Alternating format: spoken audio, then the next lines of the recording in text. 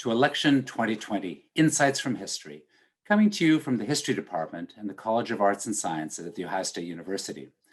My name is Nick Breyfogle, and I'm an Associate Professor of History, and I'll be your host and moderator today. We're so happy that you've all joined us. The 2020 elections are often described as historic and unprecedented. What exactly has been historic about this election? And what insights can history offer us to make sense of the current state of American politics? Today, we bring together 4 experts on American political history from the History Department at Ohio State for a conversation about the elections. We'll explore political campaigns and parties, the role of race and class and gender in American politics, and just what has caused and what can be done about the cultural and political divides across the country. How does election 2020 fit or defy historical trends in American politics? And where do we go from here? Let me introduce the panelists. First, please meet Paula Baker, who has written on US political history of the 19th and 20th centuries on such topics as gender, campaign finance, and political parties. And my friendly panelists, please do unmute and turn on your video as you're coming on. That'd be great. So this is Paula. Also joining us is Susan Hartmann, who has published and lectured extensively on women's movements and women in politics. Excuse me, women in politics. Let me also introduce Clayton Howard, a specialist in post-war US history. His research interests include the histories of American cities, suburbs, gender and sexuality, and politics. And last but not least, please meet Hasan Kwame Jeffries, the author of several books on Black history. He's also the creator of the well-known Teaching Hard History podcast and program for educators. Thanks to the 4 of you very, very much for joining us. Now, we'll open a discussion among our panelists and ask them to respond to your questions. Many of you submitted questions when you registered, and we'll answer some of those to begin with. We'll also be collecting questions during the event through the question and answer feature on Zoom. So please do send them in. We've received a lot of questions. We'll do our best to answer as many of them as we possibly can, but please don't be hurt if we don't quite get to every last one. But we will do our very, very best. I'm really excited for the event today. These are great people to learn from about putting the current political climate into historical perspective. All right, let's jump in. Let's start with a kind of big question, and I'll throw this one to Clay to begin. So what has exactly been historic about 2020? What do you see as new and different about this election? Or actually, do you see it as historic? Is this just business as usual? Are there continuities or familiar precedents that we've seen before? So Clay, let me throw this your way, and then others, please jump in. Thanks, Nick. It's great to be here. You know, when I first thought about this question, I was thinking about some of the kind of more obvious stuff about how there's a lot that's unprecedented, right? That the current president's contesting of the results, for example, the fact that it happened during a pandemic, all these things, you know, seem really new to me. But I also was thinking, you know, there's a pattern of polarization, of contested elections, of all kinds of stuff going back 20 to 30 years. And so I guess what I would say is that we know that in the 1990s, Newt Gingrich, who was Speaker of the House, was a kind of different kind of Republican. And he pushed his fellow Republicans to like not sit with Democrats in the congressional lunchroom, to really like ramp up the rhetoric around elections and specific issues, to really kind of demonize the enemies, and to try and win by narrow margins, right? If they can't win like large majorities, to go ahead and try and win edge kind of smaller elections. And so if you think about it, like just at the national level, Clinton wins in a 3-way race in 92. The Republicans win the House of Representatives in 1994. In 95, the government shuts down over a budget impasse. Clinton wins again. There's an impeachment led by Republicans in Congress. In 2000, there's like the closest race in US history that comes down to Florida. That's like a contested election. 2004, Republicans win a narrow margin. There starts to be voter ID laws to try and restrict like who can vote. Obama wins big. He wins again. Then the Supreme Court overturns parts of the Voting Rights Act, which allows people to have more voter ID laws. And then you get Donald Trump in 2016 and then our election today. So if you kind of see it in that larger context, I think it's bigger than just President Trump. And I think there's a larger kind of pattern. Now, I would second what Dr. Howard shared, and I would add only that I think there are elements that are consistent, and there are elements that are just different. I think one of the elements that is consistent has been the voter suppression. Coming out of the Voting Rights Act era, there has been a steady drumbeat, a steady effort to tramp down the vote of people of color, particularly African Americans. And so some of those efforts that we saw that picked up, as Dr. Howard was saying, following the Shelby v. Holder Supreme Court ruling, essentially taking the teeth away from the Voting Rights Act, that was an extension of stuff that we saw in the 1980s by the Justice Department under the Reagan administration, targeting Black elected officials down in the Deep South. And so one of the consistent themes that we see throughout modern presidential elections, or modern elections in general, when we think about the national level, has been the effort to suppress the vote. And I think that's one of the, as we look back at this election, we ought not forget that aspect of it. Despite the high turnout, it wasn't because it didn't exist. It was in fact because people overcame it and organized around it. And we shouldn't also let the misinformation about ballot fraud and voter fraud take away from the fact that there was actual real efforts to suppress the vote going into the election. I'd pick up on the polarization point too, where at least I teach this course on presidential elections. I'd like to do it as a 7-week course so students can see the beginning, the middle, and the end, and also because we're done before the election, and that's always a good thing. And use some Pew Charitable Trust research data. And on that basis, the 90s almost look like the good old days, the kind of mounting sense of the people saying that they wouldn't want their children to marry someone of the opposite party, the sense that the people in the other party aren't just in another party, but are actively bad and the enemy, has just sort of exploded since then. And the 90s almost look, kind of like a happy baseline. And maybe that's because that's when that polling began, because polarization seemed to be increasing. But it's really kind of striking how that's taken off, and Trump is almost more of a product of it than someone who caused it. He's someone who benefited from an ongoing pattern. I wonder if that polarization is also responsible for the high voter turnout.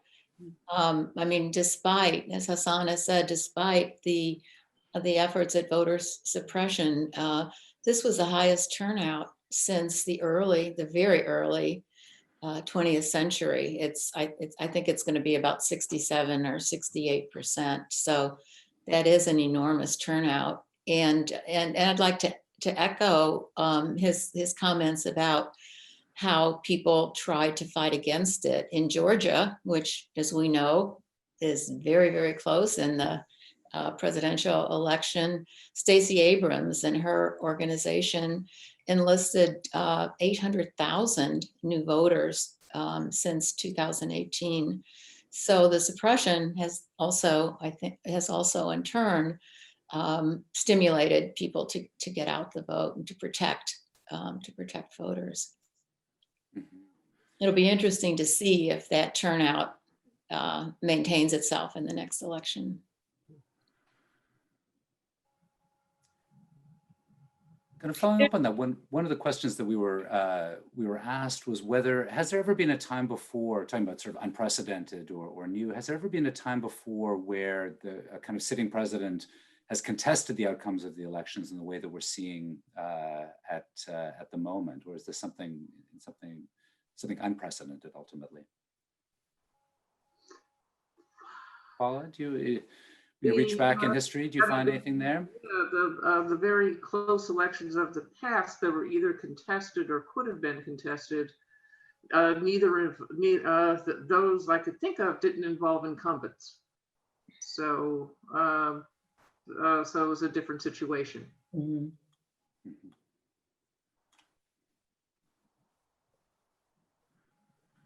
So I can't think of. 1856 didn't involve an incumbent. 1960 didn't involve an incumbent. I mean, I mean, of course, not involving incumbent as the exception, but we can think about just 2000, right? Now, our students may be too young to remember, Bush v. Gore, but clearly we all can remember, the 500, and so votes, as Clay was pointing out down in Florida. It doesn't get any closer than that. But I think here's the interesting thing is this election actually isn't that close. Right. I mean, the margin is in the quote unquote contested states. Oh, I apologize. Children running. The margin in the contested states is greater than it was in 2016. And so I think we have to be careful not to fall into the trap of misinformation or disinformation, saying that, oh, this was really close. By relative, I think when it all shakes out, I mean, according to some, 306 electoral votes is a landslide. Mm-hmm. So I think it's relative by comparison. Yeah, the news today was saying that Biden is about to hit about 80 million votes and about a 6 million vote difference in the kind of overall national vote, at least as of today, depending on how the counts go. So if I could just say, so the question of contested, right? Is it being contested on legitimate grounds that, hey, this is close, we got to go back and let's just make sure, or is this a complete fabrication, right? I mean, I think that's also important to kind of point out.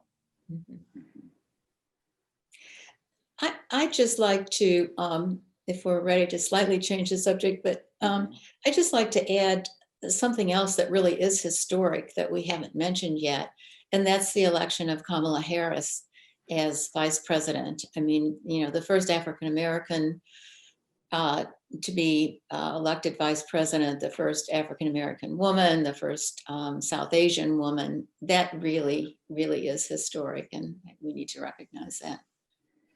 Mm-hmm. Mm-hmm. Let me follow up on that, actually, because that is the election of the first woman kind of into the White House is really is something really, really quite new.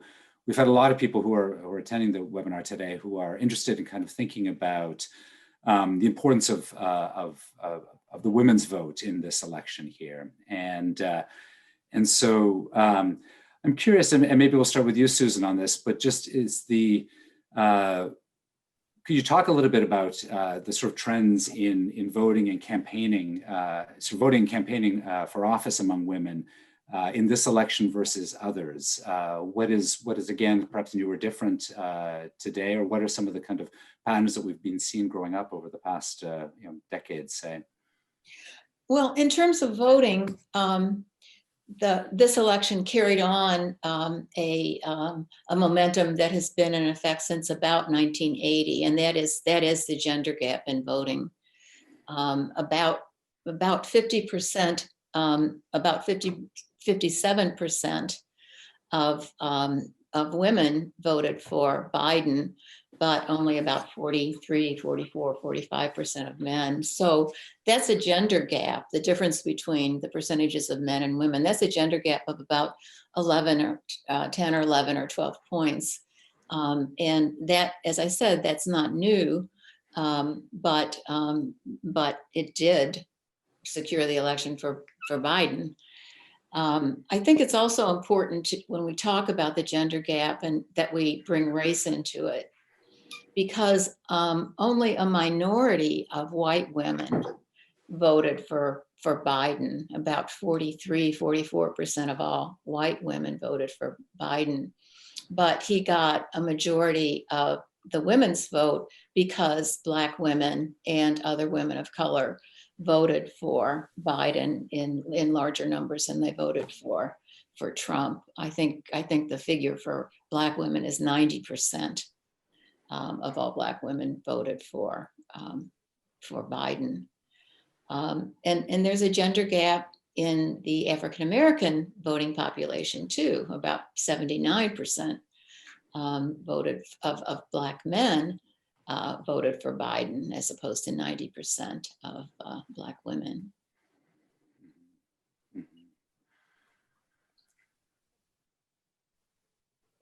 I think just the racialization of that, of the gender is so critical too, because we've seen those splits in terms of particularly thinking about women and voting Democratic, right, over and Black women and white women over, for the last 20, 30 years. I mean, that hasn't really shrunk at all. And I think what's interesting too, when we think about race, we often think about sort of Black people and Black women, but when we think about race in general, the percentage of white women, last I checked, went up, who voted for Trump this year over 2016, which is no small, thing. I think you got to figure out, okay, now where was that coming from, right? And and how did that impact and play out, and the reasons why, right? Like this is. I mean, that raises all sorts of questions, because here you have somebody, in Donald Trump, who, as much as he may say, right, there's nobody who loves women more than Donald Trump. When you look at policies and practices and language, and I mean, it's like, good God, right? And yet, right, you still have that. So I think we have to really, at some point, kind of make sense of just voting behavior, right? And why people are choosing to vote, why different demographics are choosing to vote for the way they did in this election. Mm-hmm. I was just talking to a friend, a historian friend today, and we were talking about a lot of the media coverage before the election. And like, oh my gosh, like so much of it was about white suburban women. I know the New York Times profiled a group called Red, Wine, and Blue, which is a group in, I want to say Westerville or New Albany, where there's a group of women who either didn't vote in 2016 or voted for Trump, were switching sides and talking to other women in their communities. And I'm a little nervous about using exit poll data, because the votes are going to be finalized, and then we all know exit poll data reflects people who voted on election day, which in this year has like a partisan divide and so forth. But if those numbers hold up, that a majority of white women, like a narrow majority, voted for Donald Trump, all that coverage looks really suspicious to me in hindsight, right? That why wasn't the attention directed in other places, whether it's African American women in, say, Atlanta or elsewhere? And I mean, I don't have an answer to that yet, but it's like something that I'm thinking about. Yeah, from what I've seen, there are two major exit polling operations, and their numbers, at least as of about a week ago, were pretty substantially different. So I'm not sure what to make of the exit polling numbers at this point either. I mean, we do have the general trends, and we can certainly imagine that the gender gap has remained, but in general, I'm not sure what to make of also the education gap in terms of the two parties. But I'm not sure what to make of those numbers and at the moment either. And can I just like follow up to say that the attention that suburban white women got in this election is like an old story. You know, the Clinton allegedly won with the soccer moms, and George W. Bush won with the national security moms. And there's a pattern in at least the stories that we tell that may or may not be reflected in the actual like electorate. Well, I mean, Dr. Howard is being very generous and very kind in his description. I mean, the media is obsessed with white voters, right? I mean, that's what it is. I mean, whether it was sort of white women and, will Trump's sexism turn off white suburban women, and that's going to be critical because Hillary Clinton lost some of that, and we saw some movement that turned out to be quite pivotal, I think. Right? Again, we'll have to see us down the road in suburbs and around Minneapolis and in Minnesota, around Milwaukee and Wisconsin, around Detroit. So we saw some movement in Pennsylvania and some small places that proved to be critical, Bucks County, for example. But I think it is reflective of this obsession with sort of white voters, right? And what's going to happen on the march. And that's not just sort of white women, suburban white women, but we saw it with, the trying to explain the turnout for Trump, right? And sort of economic anxiety, right? Former, white voters who cast ballots for Barack Obama and now cast for Trump in 2016. If I had to read another story about that, right, and going up into I was going to go crazy. But it is part of that media obsession, and I think, and in that, one, they miss a critical aspect, so caught up with the economic anxiety aspect, and miss how racism and this appeal to racism is so powerful and effective, and is used to explain away economic anxiety or economic fears. So we miss a critical aspect of that story, but I also think we miss what else is happening. As Dr. Hartmann pointed out, what was happening in Georgia, right? And the mobilization of Black voters there, the increasing numbers of Latino voters, that demographic, and what has been going on over the last 4 years, Stacey Abrams and so many others on the ground from 2018 to now, I mean, it's just a phenomenal story. And so much of that got overlooked in our obsession with what a white voter is going to do in this election. Well, I mean, I think it depends on what media you're looking at. I mean, I learned about Stacey Abrams through the media, and I do think that, at least the media that I read did pay attention to Black women's votes in this election, more so than they ever had in the past. So, I mean, I think it wasn't totally neglected by the media. Now, I don't recall, I saw a lot of it on television, and which is where most people get their news. So, in that respect, I think you're absolutely right. We've had several questions come in about the whole question of polarization, and particularly people sort of interested to know, has there been any kind of moment in the past where we've seen this kind of polarization before? And I think there's some concern about, with our audience about how do we move forward from this? There's a question here asking about how it seems like if you poll most Americans, they're uncomfortable with the polarization, and yet we somehow kind of remain in our same tribes, as Paula was saying, and so so can we speak to that in terms of, is this something unprecedented? What kind of historical parallels can we see? What do we think has caused the degree of polarization we have now, and what's the way forward that you guys would suggest? Well, it's interesting that the historical precedent has to do with race also, and that's the pre-Civil War, and I need to turn that over to a 19th century historian. But I think in terms of polarization, that's the predecessor. Yeah, I mean, the sense that the United States is this sort of 49% country.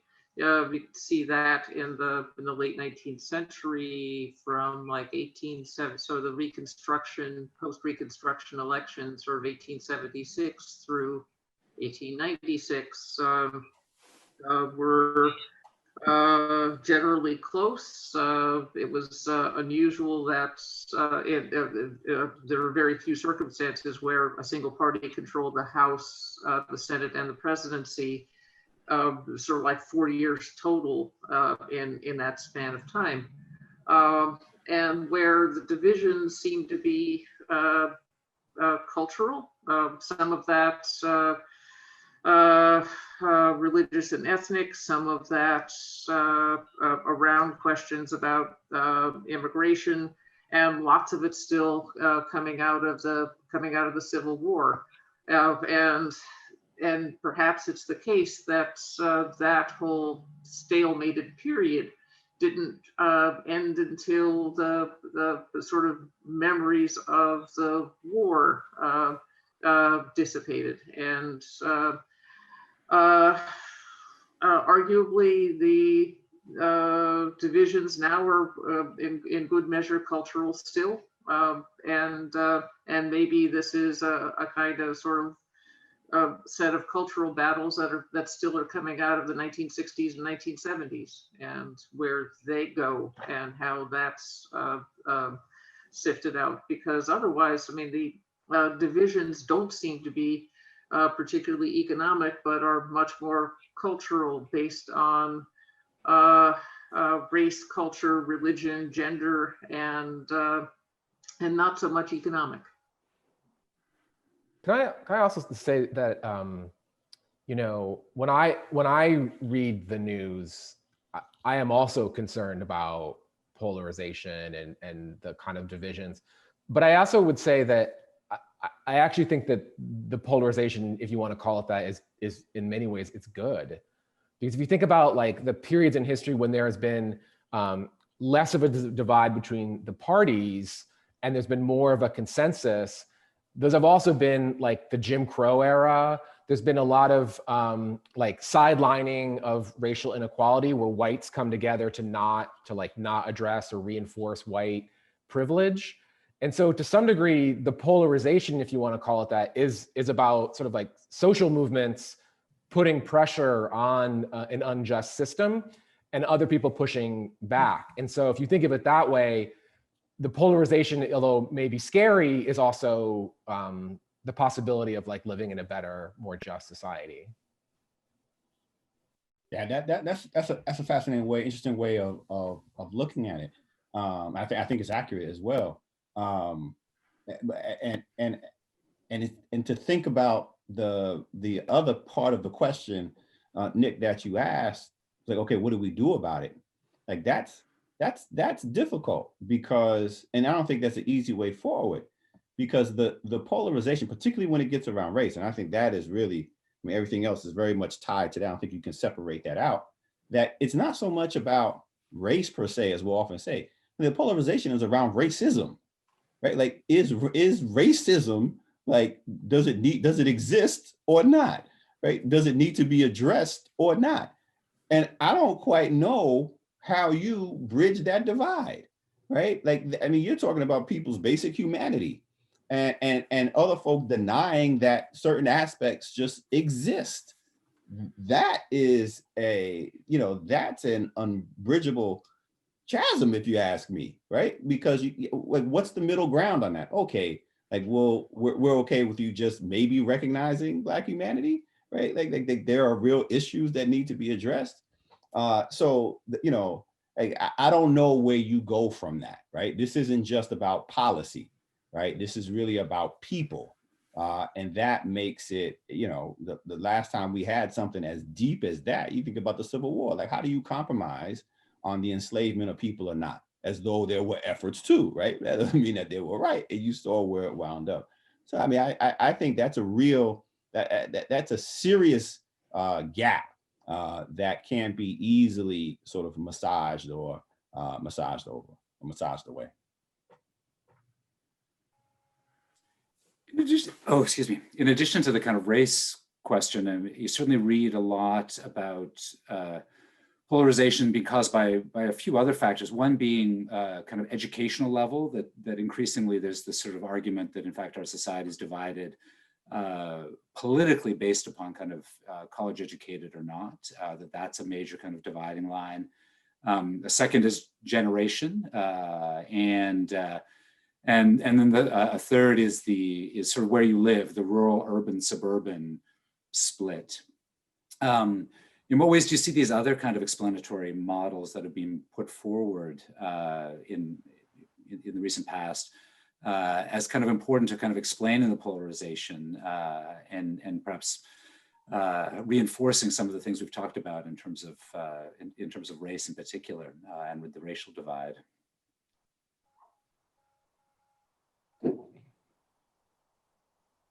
Susan, do you want to take a stab at that? I'll throw it your way first. I'm going to pass that off. Okay.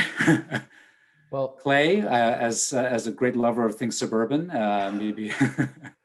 Well, I think you have to recognize the instability of these political coalitions, right? And I don't trust the numbers, but if I look at Biden's share of the suburban vote, the college-educated vote, he wins by a margin, but there's a significant percentage of people who voted Republican as well, and that number moves. And so if you think about college-educated or wealthier white people, they don't always fit comfortably in a political coalition with people of color of all classes, right? And so they'll like move on and off the line, but they also don't fit in a coalition with working class white voters. And so, I mean, that's the suburban vote's the one that I know best, but like historically, they don't tend to stick in one coalition, and they have different interests than some of the other people in the coalition. And so that creates some of the instability.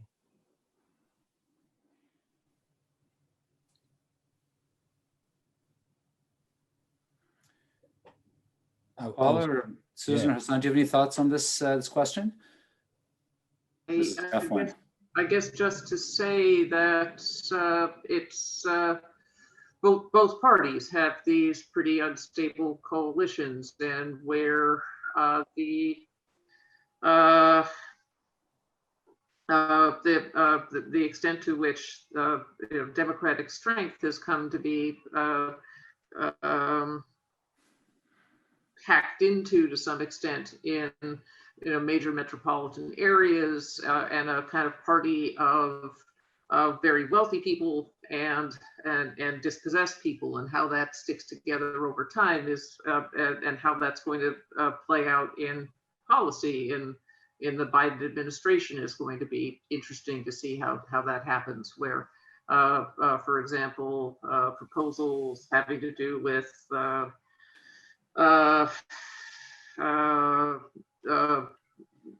forgiving student loan debt, that sort of thing, and state local tax deductions and so forth tend to be something that would benefit a middle and upper middle class much more than anybody else. And so how all of this plays out is going to be tricky.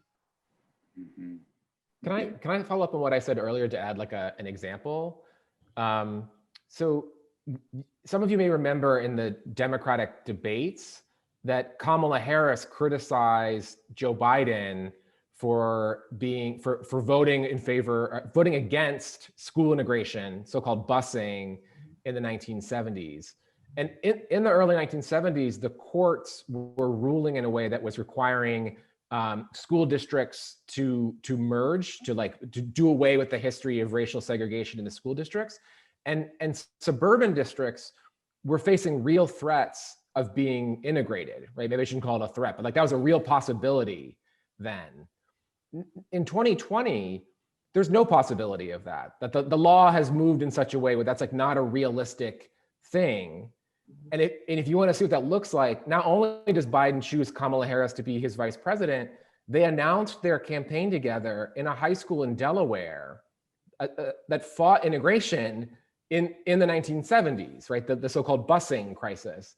And so I think that like just the sheer like insulation of white suburbs from any kind of meaningful integration is the very thing that allows some white suburbanites to express support for Black Lives Matter, right? Like they can in a way afford to be more progressive on racial issues because the actual demands upon them are much less than what they were decades ago. And as I think about that, And I think you're right. I think you're absolutely right. I only wonder about what that percentage is, right? Because at the same time as you have that insulation and protection, as the courts have moved in a particular direction, you also don't have, okay, I won't drink it. You also don't have, or you don't have, you do have Trump, for example, playing up this idea that, under a Biden administration, Black folk are going to sweep in. Cory Booker, dangerous Black Cory Booker, like real, the most dangerous Black person is going to sweep into the suburbs, right? And so, and that you still get so what happens with that? Either resonates with some of those voters in those same suburbs, or they dismiss it but are still okay with the rhetoric, right? I mean, when you just look at the numbers. And so I don't know what that split is, but I know that it clearly manifests in some way. We've had a few questions about polling, and I'm wondering if you could speak a little bit to. There's this sort of sense now, particularly in the past two elections, that polling has been off, and that we've expected a certain outcome and gotten something slightly different. Could we speak a little bit to the kind of historical precedent of when did polling kind of start, and how accurate has it been over the years? Are we in a situation where really polling is fundamentally different and off, or is this simply something that fits into kind of longer term historical patterns? I sort of think of it as beginning in the in the 1930s.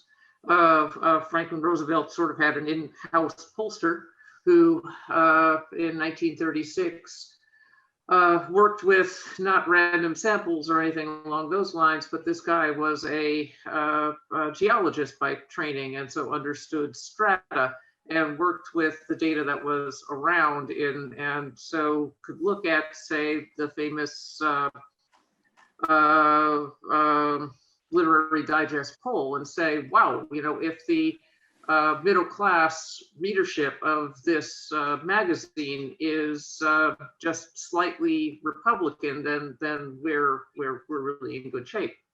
And I think and polling was done and expensive to do. Before that, it was sort of a door-to-door operation.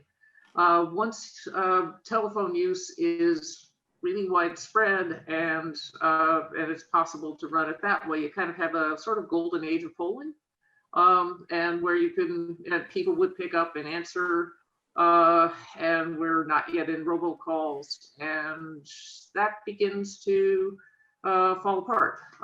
And it falls apart with cell phones. It falls apart before that to some extent with people buying answering machines and not picking up. And it was possible in the industry to just keep going and work with the samples that they had, and it worked out reasonably well. But between cell phones and people not picking up those answers, and also some portion just lying to pollsters, it's going to be troublesome going forward, because you don't care if the people not picking up are all pretty much like each other. If the people not picking up are systematically different, that's a problem. And it seemed to be the one result that really struck me was the Susan Collins winning pretty easily in Maine, which she looked to be in a fair amount of trouble, but no. It has been suggested also that that Trump supporters didn't necessarily lie; they just didn't respond to pollsters, and that is part of a general distrust of experts, academics, the establishment, that they don't trust, they don't have confidence in, they don't trust in, and they don't want to have anything to do with. And so they opted out of being polled, and so they were undercounted. And also a distrust of media too. Yes. Yes. I've also had a series of questions that look to me like they're thinking about how to explain the appeal of Donald Trump. We've had a couple of people talk about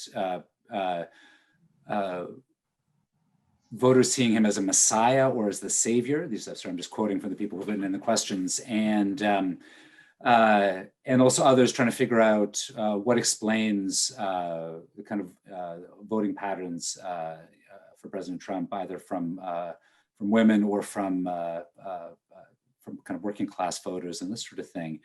And I guess, so let me throw it out in a couple of different types of questions. So one is, can we think of precedents of presidents in the past who have had this kind of messianic or kind of savior aura to them? And are there things we can see from history that would help us to understand kind of the appeal of this president to obviously a large segment of the population? I don't know who feels brave to take on that kind of a question. Clay, you want to jump in? Well, that's a question I've asked myself, both as like a historian and also just like a citizen. There's a great book called Strangers in Their Own Land, which is it's a sociology book by Arlie Hochschild. And she interviewed in 2014, 2015, people in like Cancer Alley in Louisiana, like one of the most polluted part of the states. And she asked herself, why are the people who live in the most polluted place with all kinds of health problems, why are they the least likely to want government regulation of like the petroleum industry and so forth? And she interviewed them, and she came up with this concept that she calls the deep story. And the idea is that we all have them. We all have these stories that we tell about our lives and our place in society. And she said for the people that she was interviewing in this part of Louisiana, but you can like round it up to like a larger percentage of the Republican electorate, she said they imagine themselves waiting in line. And at the end of the line, there's something called the American dream. And they've been in line like forever, just waiting and waiting. And it just seems like the line is not moving. And then they start to notice people cutting in line. This is her description. And it looks like they're immigrants, maybe undocumented. And even worse, President Obama is waving them in. He's giving them like a wink. He's like, go ahead, it's your turn.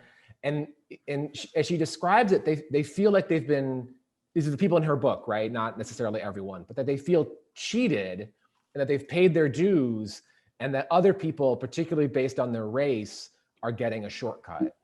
And she said that the people she interviewed heard that story and they're like, yes, that's definitely how I felt.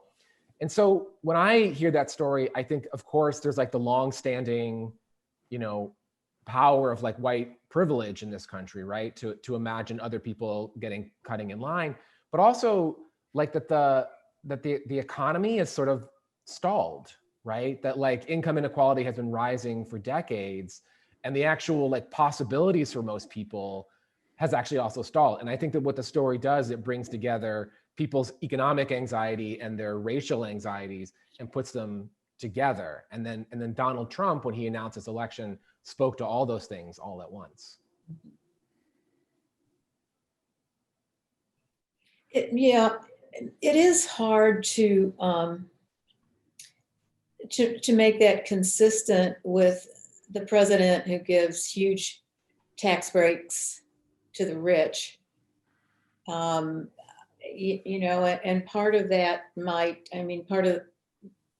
be compensated for by the huge antivirus program, the expenditure of money and the support for really working class people. But there is that incongruence between, most of his actual policies, let aside the COVID package of aid, but his actual policies and his supporters' economic position. and you had that same, I think, contradiction among Reagan's supporters in the 80s, where, you know, he got a lot of working class support while cutting public programs and embracing policies that really were not in their favor. But that's actually where I see like race being so, and racism playing such a critical role, because you know, we may look at it objectively and be like, this is illogical, right? Like these policies do not support the things that you need. But where the racism comes into play, the people who are skipping ahead, right? Whether it's new immigrants, undocumented, illegals, if you will, or whether it was affirmative action in the and welfare queens and moms in the 1980s, it was like they were to blame, but like they're the problem. Like that issue is the problem, right? Not the corporate giveaways and the corporate tax breaks. Like I want to get to that point where, but if like that's not an issue, like that's where I want to be. I want to be the beneficiary of that. And if it wasn't for these things led by these people, like I would be able to get there. And I think that, you know, Clay, you had brought up sort of the white privilege thing, right? And I was like, I think that hits the nail on the head, right? But it's the idea that the white white privilege is not, it's called white privilege, right? It's not called white guarantee, right? Like you're not guaranteed to get ahead because you're white. You just have the privilege of not having to deal with some of the mess that Black folk got to deal with. But it gets confused. And so when suddenly you're not able to tap into the privilege aspect of it, you start blaming people of color, right? It's like, what you blaming us for?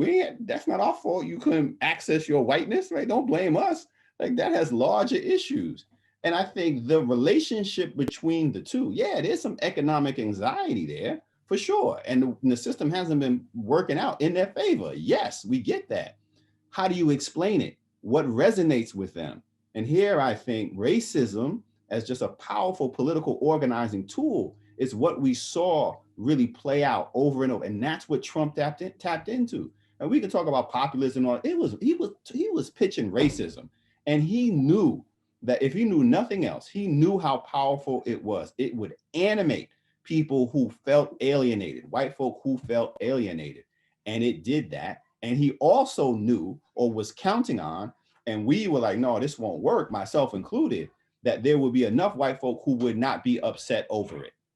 And we also saw that play out too, right? So those two things can actually coexist. I think one of the lessons sort of going forward is that we thought, so the high cries of racism for organizing people, that might have died in 68 or 72 with George Wallace. Like, no, apparently not, right? Like this is still very powerful. And it also won't lose you as many votes as people thought it would lose if you played that game. Oh, go ahead, Paula. I just want if all of this is working in if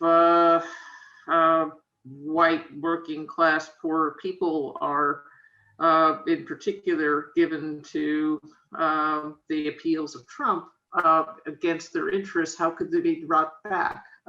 Or to you know, either it's you know, kind of overcoming some sense of their feeling you know, cheated, and their sense of racial privilege. Okay, how are they brought back? Because they used to be Democrats. Well, I'm not sure, right? Like I'm really not sure if how far they've actually, where they were, right? Like to what extent were these folk, and this is part of the undercount, to what extent were they not there? Were they on the sidelines? To what extent that animated population that comes out for Trump did not come out for John McCain, did not come out you know, after, in 2012, like that becomes kind of a question. Like I'm not sure. Like we want to say that, okay, this is something new. Like, is it really? Or was this just tapping into sort of a latent sentiment that had been there that we saw from, sort of 64 on forward? can I offer like a kind of a way that something that I've been interested in? It's the way that Democrats have tried to answer this question. And so during the 1980s and 1990s, Americans fought over welfare, right? So-called welfare reform. And there were all these stereotypes about who was on welfare, and many white people were much more likely to believe that African Americans were a majority of welfare recipients, which wasn't true. There's all kinds of stereotypes about Black women in particular that were floating around. And eventually, states and the federal government, really slashed how much money they spent on welfare. And there's people in the 80s and 90s, like William Julius Wilson was a sociologist, and he says, look at the way that people talk about welfare on one hand and how they talk about Social Security on the other, right? Or Medicare. And it's like, if you think something is universal, they'll defend it forever, right? They'll defend it forever. But if they think that only some people are getting it and that those people aren't white, they're going to be very convinced that it's corrupt and that there's fraud, and you have to get rid of it. And that's why the Democrats have been so focused on healthcare, and why Clinton brought it up in the early 1990s, and why Obama brought it up again. And I think the question is, like, I'm still not sure if the healthcare proposals actually have addressed this problem, because they thought in part it was going to build a multiracial coalition, and that universal healthcare was going to be like Social Security or Medicare, where everyone kind of comes together. But the US has a fragmented healthcare system where some people get it through their employer, some people get Medicaid, other people get, and then those different groups often see the other ones negatively, right? And so I'm not sure if the healthcare policy actually is the way that you build that kind of coalition, or if it's actually precisely why it can never come together. Let me ask one other. We have a question here about teaching history, which seems right up our alley, and so I'm interested, just in the last few minutes we have here. The question, and I'm going to paraphrase and edit just a little bit, but it says, it seems like the US has failed pretty spectacularly at grappling with its own history, particularly with regards to slavery. I don't see how we can address contemporary racism or sexism or any other of these other issues without building a national understanding of our past. As professors tasked with teaching our history, can you speak to how we can do a better job at this? Susan, let me throw it your way first. What can we do as professors, or what can we do more generally in terms of the teaching of history in our country to address these issues? Well, Hasan has addressed the issue of teaching race in much more detail than I could ever imagine, but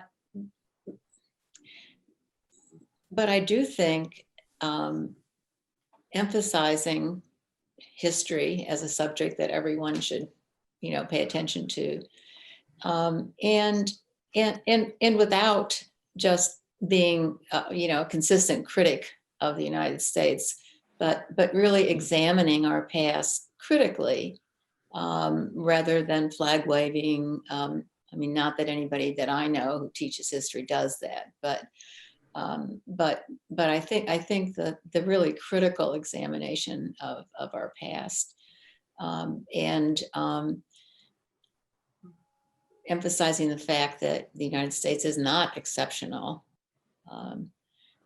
would be important. And then just teaching students to be critical about what they absorb, about what they see on social media, in the press, is really important. Mm-hmm. And you're right, Susan. I deliberately didn't send this to Hasan to start, but Hasan, who has developed this remarkable kind of teaching art history program, in a minute or two, can you tell us what we should take away from that, Hasan? Yeah, everything that's in that stuff is just stuff I learned from Dr. Hartmann, right? I mean, you gotta have critical media skills, right? Critical media literacy. I think the highest form of patriotism is critical analysis, right? Looking back at the past with a critical eye to see what actually happened, to see the strengths, but also to make sense of the weaknesses. And we have to push back on some of the myths, right? Like one of the myths as Susan, you had just pointed out, was this myth of American exceptionalism. And we say, well, you know, a myth is a myth, it's a story. We can all get behind a story. Like, no, it has real world consequences. We're actually seeing that right now with the coronavirus, right? Like, oh, that won't happen over here. Like, we'll take care. I mean, that's that myth of American exceptionalism. Like, stuff just doesn't happen here that happens elsewhere. And now we got 250,000 people dead. I mean, so there are real world consequences with that. And there's another, in terms of how we shape and get behind policy. And I think another major myth that we have to tackle in our classrooms with our students is the myth of perpetual progress. This idea that things always get better in America. Like, yeah, it may have been bad once, but by golly, you just wait, right? And time will take care of it. And that's particularly dangerous because it pulls us away from actually looking at the ways in which things change, like, and what needs to change, right? Like the pressure that people put on government, on society to say, hey, let's move this. Our principles, our priorities have changed. And I think that's critically important. And that also gives agency to people and to students and to young people, saying the power to shape society is in your hands. You just got to know what the levers are and figure out how you want to move forward. Paul and Clay, do you have thoughts on this? We can do our job better teaching history. I'm afraid to answer this question because in some ways I'm skeptical of the premise, you know, and I'm not saying, but this is nothing about the person who asked this question, of course. But when I hear people ask that question, it's often like, well, the problems we have are because people don't understand their history. And that may be true. And I certainly have seen like the power of like teaching history in the classroom myself. But I also like don't look at some of the problems in American society and think if only people understood American history better, we wouldn't have this problem. And of course, like no one is saying it should only be that, but I feel like in some ways that like understanding the past has this like mythical power. And I guess what I would say is I sometimes think about like, we might benefit more from something like school integration or having a more diverse faculty in like high schools and colleges. And like the question of like who is in the classroom might have a much greater impact on what future generations of Americans think about these issues than anything that I might teach in a lecture. And I'm not trying to be like self-deprecating about my lectures or anyone else's lectures, but that might be a more powerful factor. I could second that idea where experience could matter a whole lot more. And in Ohio in particular, where students are done with history very early, is it the 8th grade? History as an elective. I would be happy with students who have even like a mythical history in their heads that you could push against, rather than sort of no history at all. So. Marvelous. Well, amazingly enough, our hour has flown by, and our apologies to everybody who asked extraordinarily interesting questions that we didn't quite get a chance to get to. But first, I just want to say thank you all so much for joining us today. I'm grateful to our panelists, Hasan, Kwame, Jeffries, Paula Baker, Susan Hartmann, and Clay Howard for sharing their expertise. I hope you'll all join me in giving them a virtual round of applause. Thank you guys so very much for your insights and for your conversation today. I'd also like to thank all the people at the College of Arts and Sciences who have made this event possible, especially Clara Davison, and also to the History Department, the Goldberg Center for Excellence in Teaching, and the magazine Origins, Current Events, and Historical Perspective for their sponsorship. And once again, thank you, our audience, for all your excellent questions and your ongoing connection to Ohio State. Stay safe and stay healthy, and we'll see you next time. Thank you all so much. Bye-bye.